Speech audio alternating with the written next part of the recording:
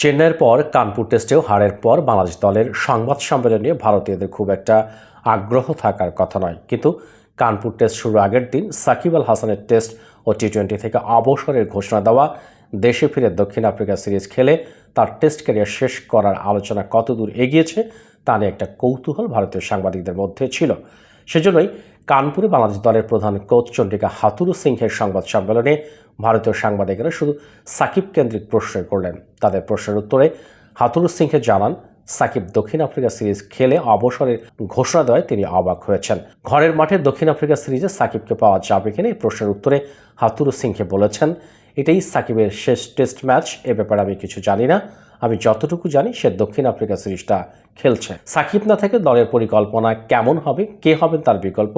হাথুরু সিংহে প্রশ্নের উত্তরে বলেছেন, আমি মনে করি সাকিব না থাকলে কি হবে সে ভাবনা তো সবসময় আছে, বিশেষ করে সে এখন তার ক্যারিয়ারের শেষ অধ্যায়ে আছে। হাথুরু সিংহে পরে যোগ করেন, দক্ষিণ আফ্রিকাকে সাকিব তার শেষ সিরিজ বলায় আমরা সবাই অবাক হয়েছি। আর আপনি তো সাকিবের মতো হুবহু বিকল্প খুঁজে পাবেন না। কানপুর টেস্টে ভারতের কাছে 7 উইকেটে হেরেছে বাংলাদেশ। চেন্নাইয়ের প্রথম টেস্টে 280 রানে হারায় 2 ম্যাচের এই সিরিজে বাংলাদেশ হারল 2-0 ব্যবধানে। কানপুর টেস্ট শুরুর আগের দিন সংবাদ সম্মেলনে সাকিব জানান, 21 অক্টোবর শুরু হতে যাওয়া দক্ষিণ আফ্রিকার বিপক্ষে ঘরের মাঠে টেস্ট সিরিজে প্রথম টেস্ট খেলে তিনি এই সংস্করণ থেকে অবসর নিতে চান।